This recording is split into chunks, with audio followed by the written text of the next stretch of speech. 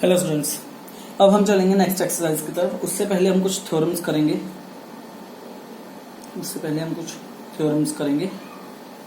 ठीक है। सबसे पहले कुछ चीजें जाननी जरूरी हैं। सबसे पहले क्या है, ये दो लाइनें पैरेलल है। L line parallel to M, L और एम लाइन, ये दोनों लाइनें आपस में पैरेलल है। और ये जो एन लाइन है, ये कट कर रही है दोनों पैरेलल लाइंस को। इस लाइन को कहते हैं ट्रांसवर्सल लाइन। ट्रांसवर्सल वो लाइन होती है जो दो पैरेलल लाइंस या दो से ज्यादा पैरेलल लाइंस को कट करे, उसे क्या कहते हैं, ट्रांसवर्सल लाइन। अब इसमें एंगल 3, एंगल 4, एंगल 5, एंगल 6, ये सब है इंटीरियर एंगल्स। कौन से हैं? Interior angle. तो इसका मतलब इंटीरियर एंगल कौन से हो गए? 3, 4, 5, 6 जो अंदर है चारों के चारों, और जो बाहर है 2, 1, 7, 8 वो कौन से होंगे? एक्सटीरियर एंगल्स कौन कौन से होंगे? 2, 1, 7 और 8 जो बाहर की तरफ है। अगर नंबरिंग चेंज कर दोगे अंदर एंगल्स की, उस हिसाब से ये भी चेंज हो जाएंगे। फिक्स नहीं रहती नंबरिंग, कोई भी दे सकते हो, उस हिसाब से ये भी चेंज हो। बस अंदर वाले चारों क्या होंगे? इंटीरियर, और बाहर वाले चारों क्या होंगे? एक्सटीरियर। ठीक है, ये तो हो गए कौन से इंटीरियर एंगल्स होते हैं और कौन से एक्सटीरियर एंगल्स होते हैं। अब हम करेंगे यहाँ पे प्रॉपर्टी ऑल्टरनेट इंटीरियर एंगल्स की। यहाँ पे पढ़ेंगे ऑल्टरनेट इंटीरियर एंगल्स कौन से होते हैं। ऑल्टरनेट इंटीरियर एंगल्स, देखो जब दो लाइनें आपस में पैरेलल होती हैं, ठीक है, हम पढ़ेंगे अब ऑल्टरनेट इंटीरियर एंगल्स।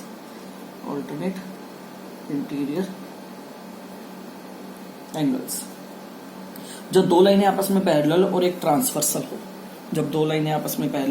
ट्रांसवर्सल हो, तो ट्रांसवर्सल लाइन के इंटीरियर एंगल्स, तो इसे लिखते हैं ऑपोजिट इंटीरियर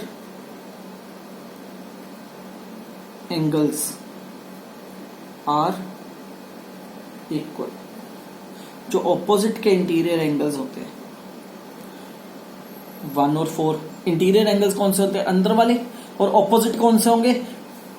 ट्रांसवर्सल लाइन के ऑपोजिट, इसके इधर ये, उसके उधर ये।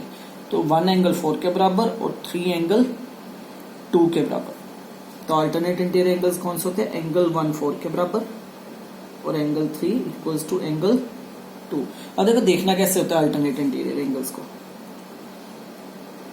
ये ट्रांसवर्सल है, यहां से शुरू करो, यहां से ये एंगल इस पैरेलल लाइन को टच करे और इसी ट्रांसवर्सल से इधर को भी पैरेलल लाइन को टच करना चाहिए। ये दोनों आपस में पैरेलल है, यहां से इसे टच किया, यहां से इसे टच करना जरूरी है, तो ये ऑल्टरनेट इंटीरियर एंगल्स बनेंगे। वैसे ही इधर से इधर को टच करना जरूरी है और इधर से इधर को टच करना जरूरी है, तभी ये ऑल्टरनेट इंटीरियर एंगल्स बनेंगे।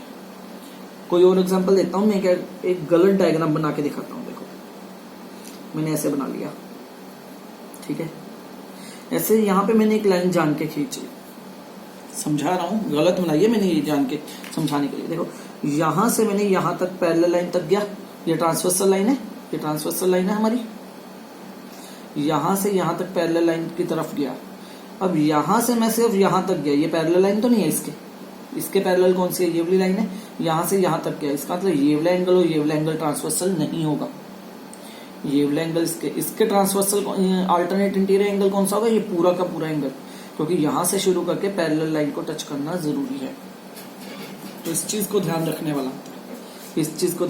रखना है कि अगर ट्रांसवर्सल से शुरू कर रहे हैं तो वो उधर जाके पैरेलल लाइन को टच करे और उसी के अल्टरनेट वहीं ट्रांसवर्सल से शुरू होकर उधर पैरेलल लाइन को टच करे, तभी वो अल्टरनेट बनेंगे। ठीक है, तो ये होते हैं अल्टरनेट इंटीरियर एंगल्स। अब हम करेंगे कॉरस्पॉन्डिंग एंगल्स।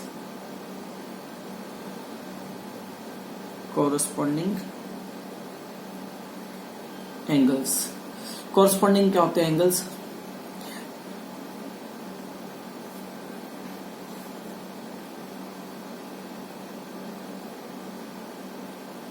कौन से होंगे? देखो ये पैरेलल लाइन होगी, एल और एम पैरेलल लाइन है, on the same side of transversal, transversal की सेम साइड। ट्रांसवर्सल की चाहे इधर वाली साइड हो चाहे उधर वाली साइड हो। सुन लो क्या कह रहा हूँ ध्यान से। On the same side of transversal, एक ट्रांसवर्सल ये लाइन होती है, उसकी सेम साइड या तो इधर वाली साइड या तो इधर वाली साइड होगी या इधर वाली साइड होगी। तो पहले इधर वाली साइड की बात करते हैं। जो पैरेलल लाइन के ऊपर वाले एंगल्स है, इस पैरेलल लाइन के ऊपर कौन सा एंगल है 2, इस पैरेलल लाइन के ऊपर कौन सा 5, ये दोनों आपस में इक्वल होंगे। उसी पैरेलल लाइन के नीचे वाले दोनों एंगल आपस में इक्वल होंगे। तो कॉरस्पॉन्डिंग एंगल कौन कौन से होंगे, कॉरस्पॉन्डिंग एंगल कौन कौन से होंगे यहाँ पे लिख लेते हैं।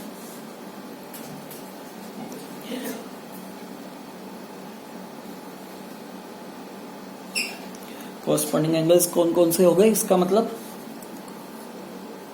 2 और 5, angle 2 is equal to angle 5, angle 3 और 7, angle 3 is equal to angle 7। इधर से इधर देखो, अब इस साइड देख लो क्या कहा था, सेम साइड ऑफ ट्रांसवर्सल। अब इस साइड देख लो, एंगल 1 और 6 ये आपस में क्या होंगे, कॉरस्पॉन्डिंग एंगल 1 और 6। वैसे ही 4 के साथ कौन सा होगा, उसके नीचे वाला एंगल 8, एंगल 4 एंड एंगल, देखो ये भी वही है, ट्रांसवर्सल से शुरू किया पैरेलल लाइन को टच किया, ट्रांसवर्सल से शुरू किया पैरेलल लाइन को टच किया, ट्रांसवर्सल से शुरू किया पैरेलल लाइन को टच किया, ट्रांसवर्सल से शुरू किया पैरेलल लाइन को टच किया। तो इन चीजों का ध्यान रखना है। क्लियर?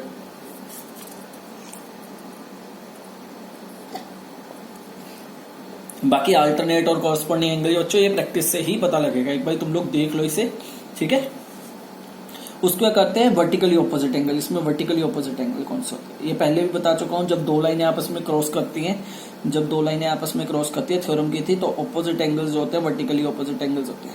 यहाँ पे दो लाइनें क्रॉस कर रही है, देखो एक तो ये वाली लाइन क्रॉस कर रही है, एक ऊपर से ये भी क्रॉस कर रही है। तो वर्टिकली एंगल कौन सा होंगे, 1 के वर्टिकली ऑपोजिट कौन सा होगा 5, 3 के वर्टिकली ऑपोजिट 4 या 4 के ऑपोजिट 3, वैसे 2 के वर्टिकली ऑपोजिट 7 और 6 के वर्टिकली ऑपोजिट यहाँ पे एंगल 8 बना लो।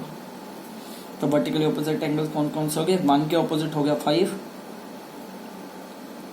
3 के ऑपोजिट हो गया 4, एंगल 2 के ऑपोजिट हो गया एंगल 7,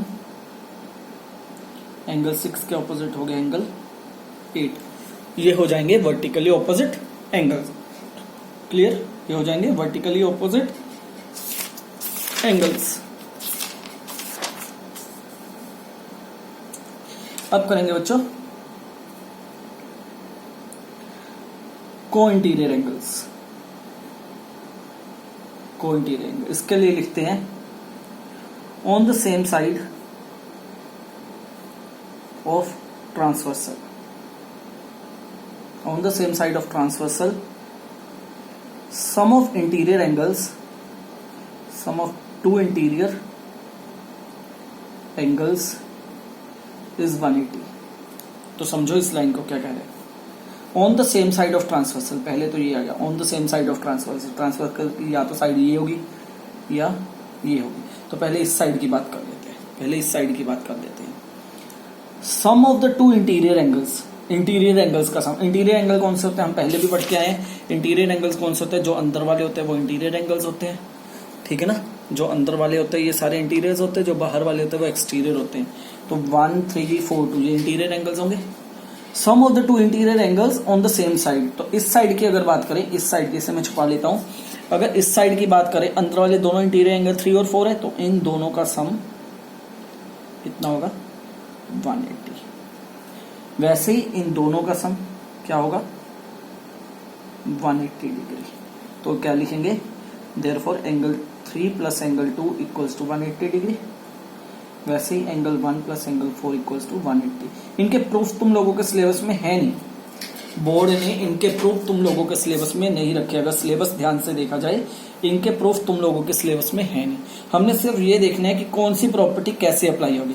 अगर मान लो ऐसा क्वेश्चन आ जाए, तुम लोगों ने क्या करना है, एंगल 3, अगर दो लाइनें पैरेलल आ जाए, तुम्हें इन दोनों का सम चाहिए, तो लिख दोगे angle 3 plus 2 equal to 180 degree. Reason क्या लिख दोगे, रीजन लिख दो कि co interior angles, co interior angles, ऐसे करके ये प्रॉपर्टीज यूज होती है, ठीक है। तो अब तुम लोगों के सिलेबस में कौन कौन सी प्रॉपर्टीज है, एक है ऑल्टरनेट इंटीरियर एंगल्स, एक है कॉरस्पॉन्डिंग एंगल्स, एक है को interior angles, vertically opposite angle, linear pair जो पढ़ चुके हो तुम लोग, ठीक है। और इसका कन्वर्स होता है, इसका भी कन्वर्स होता है, इसका भी कन्वर्स होता है, इसका नहीं होता, लीनियर पेयर का भी कन्वर्स होता है। अब कन्वर्स कैसे लगता है, मान लो तुम लोगों ने प्रूव कर दिया कि ये दोनों एंगल्स आपस में इक्वल हैं, ये दोनों एंगल्स आपस में क्या है, इक्वल है। अब देखो ये दोनों एंगल्स कौन से, अल्टरनेट इंटीरियर एंगल्स हैं। Interior angle, opposite interior angles जब इक्वल होते हैं वो क्या होते हैं, अल्टरनेट। अब ये क्या है, अल्टरनेट। अगर ये चीज गिवन है, अगर तुम लोगों को गिवन है if angle 1 is equal to angle 2, तुम लोगों ने अल्टरनेट इंटीरियर एंगल्स इक्वल कर दिया, तो इसका रिवर्स प्रूव हो जाएगा। रिवर्स क्या होगा, lines are parallel, lines are parallel. Converse कैसे होता है बच्चों, अगर पैरेलल गिवन हो, पहले क्वेश्चन बताता हूँ, मतलब कि ये प्रॉपर्टी अल्टरनेट प्रॉपर्टी क्या है, अल्टरनेट प्रॉपर्टी होती है, नेक्स्ट पेज पे करते हैं, अब डिटेल में पढ़ेंगे alternate property. Alternate property, alternate interior angle property. अगर दो लाइंस आपस में पैरेलल हैं, अगर दो लाइंस पैरेलल है, इसका मतलब इफ लाइंस आर पैरेलल, अगर लाइंस पैरेलल गिवन है देन तो हमें क्या मिल जाएगा, angles are equal, opposite interior angles are equal, तो हमें ये मिल जाएगा। पैरेलल का मतलब क्या हो गया, L पैरेलल टू M अगर हमें गिवन है तो angle 1 then opposite interior angle equal हो जाएंगे, देन क्या हो जाएगा, angle 1 is equal to angle 2 and angle 3 is equal to angle 4। ये होती है अल्टरनेट इंटीरियर एंगल प्रॉपर्टी, ये होती है अल्टरनेट इंटीरियर एंगल प्रॉपर्टी। और इसका कन्वर्स, कन्वर्स क्या होता है, कन्वर्स बिल्कुल उल्टा होता है, जो गिवन है ठीक है वो देन में आ जाता है, और देन वाला पार्ट इफ में, तो क्या लिखा जाएगा, इफ अगर एंगल बराबर गिवन आ जाए, एंगल 1 2 के बराबर है, या फिर कोई एक angle 3 is equal to angle 4 आ जाए, दोनों में से कोई एक आ जाए, तो क्या हो जाएगा, देन में उल्टी चीज प्रूव हो जाएगी, क्या, L पैरेलल टू M। इसे कन्वर्स कहते हैं। अगर लाइनें पैरेलल है तो एंगल्स इक्वल हो जाएंगे, अगर एंगल इक्वल गिवन है तो लाइनें पैरेलल हो जाएंगी। अगर लाइनें पैरेलल करनी हो तो बच्चों कन्वर्स लगता है, अगर एंगल इक्वल करने हो तो अल्टरनेट प्रॉपर्टी सिंपल लगती है। वैसे ही कॉरस्पॉन्डिंग एंगल्स का होता है। एंगल्स तो समझा ही चुका हूं कौन कौन से होते हैं, कौन से, अगर लाइंस आपस में पैरेलल है, if lines are parallel then corresponding angles equal, angle 1 2 के बराबर होगा, 3 4 के बराबर होगा, एंगल 5 6 के बराबर होगा, एंगल 7 एंगल 8 के बराबर होगा, ठीक है, एंगल 7 एंगल 8 के बराबर होगा। वैसे ही इसका कन्वर्स, कन्वर्स क्या होता है, अगर एंगल्स इक्वल हैं, अगर इनमें से कोई एक एंगल, इनमें से कोई एक angle, any one angle, any one angle, pair of any one angle, इनमें से कोई भी एक पेयर हमें गिवन हो जाए कि इक्वल है, देन लाइंस आर पैरेलल, तो उसे लिखते हैं कन्वर्स ऑफ कॉरस्पॉन्डिंग एंगल्स। अगर लाइंस पैरेलल करनी है तो क्या कहेंगे, कन्वर्स ऑफ कॉरस्पॉन्डिंग एंगल्स लगेगा, ठीक है। वैसे ही को-इंटीरियर प्रॉपर्टी का, को-इंटीरियर प्रॉपर्टी के लिए अगर दो लाइंस आपस में पैरेलल हैं और ये ट्रांसवर्सल है, if lines are parallel means L line और M लाइन आपस में पैरेलल है, देन जो इंटीरियर एंगल्स का सम होता है वो क्या हो जाता है, 180। एंगल 1 और एंगल 2, तो angle 1 plus angle 2 is equal to 180। वैसे ही एंगल 3 और एंगल 4 का सम भी क्या हो जाएगा, 180। और इसका कन्वर्स क्या होगा, अगर हमें सम गिवन हो एंगल 1 इज इक्वल टू 180 या फिर angle 3 plus angle 4 is equal to 180, दोनों में से कोई एक मिल जाए, ये इफ में है, कोई एक प्रूव हो जाए दोनों में से, तो उससे हम क्या कंक्लूजन निकालेंगे, दैट लाइंस आर पैरेलल। तो सीधी सी बात है, अगर लाइंस को पैरेलल करना है तो तीनों में से कोई भी मेथड अप्लाई किया जा सकता है। या तो अल्टरनेट प्रूव कर दो, या कॉरस्पॉन्डिंग कोई एंगल एक प्रूव कर दो, या फिर को इंटीरियर प्रॉपर्टी प्रूव कर दो। तो इनडायरेक्टली लाइंस क्या हो जाएंगी, पैरेलल। ठीक है, देखो क्वेश्चन में कुछ नहीं होता, तीन चीजें होती हैं, या तो लाइंस को पैरेलल करना आएगा, या एंगल्स प्रूव करने आएंगे, या एंगल्स फाइंड आउट करने आएंगे। ठीक है, तो यही कंसेप्ट लगेंगे। अगर लाइंस को पैरेलल प्रूव करना है तो तीनों में से किसी का भी कन्वर्स लगा के प्रूव कर सकते हैं। ये क्वेश्चन की रिक्वायरमेंट के ऊपर होगा कौन सा लगेगा, कौन सा मेथड लगेगा। ठीक है, तो लाइंस को पैरेलल अगर प्रूव करना है तो 100% है तुम लोगों को कन्वर्स प्रॉपर्टी ही लगेगी, कन्वर्स प्रॉपर्टी ही लगेगी। और अगर एंगल फाइंड आउट करने हैं तो ये ऊपर वाले अल्टरनेट प्रॉपर्टी, कन्वर्स नहीं दूसरे वाले अल्टरनेट प्रॉपर्टी, कॉरस्पॉन्डिंग प्रॉपर्टी या फिर को-इंटीरियर प्रॉपर्टी लगेगी। यूज कोई भी प्रॉपर्टी कर सकते हो, कोई कंपल्शन नहीं होती। एक क्वेश्चन को निकालने के बहुत तरीके होंगे बच्चों, जरूरी नहीं है उसी तरीके से निकलेगा जिस तरीके से मैं करवा रहा हूँ। तुम लोगों का अपना मेथड भी सही हो सकता है, पर मेथड सही हो, जो कर रहे हो क्वेश्चन वो सही होना चाहिए, सही प्रोसीजर होना चाहिए। तरीका कोई भी लगा सकते हो, जरूरी नहीं है मेरे वाला लगाना। ठीक है, मैं एटलीस्ट एक क्वेश्चन को निकालने के बच्चों कभी कभी 3-4 मेथड भी होते हैं। ठीक है, एक ही क्वेश्चन को निकालने के हो सकता है, किसी क्वेश्चन निकालने का सिर्फ एक ही मेथड हो। तो जिस क्वेश्चन का ज्यादा मेथड है तो दूसरे मेथड भी अप्लाई कर सकते हो, पर एक चीज का ध्यान रखना, प्रोसीजर और जो स्टेप्स होते हैं बिल्कुल सही लगे हो। ठीक है, क्लियर। ये तो होगी बच्चों तुम लोगों की थ्योरी।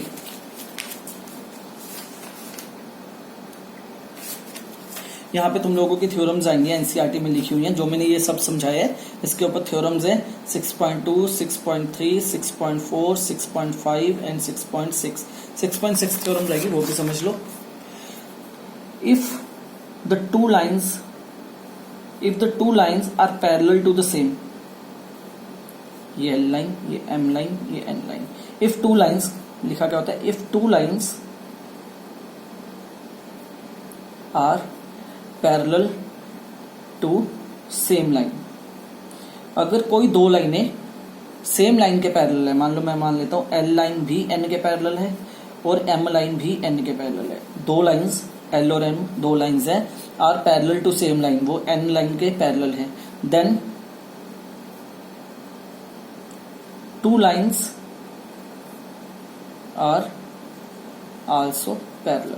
तो अगर दो लाइनें एल और एम सेम लाइन के पैरेलल हैं तो वो दोनों लाइनें भी आपस में क्या हो जाएंगी, पैरेलल हो जाएंगी।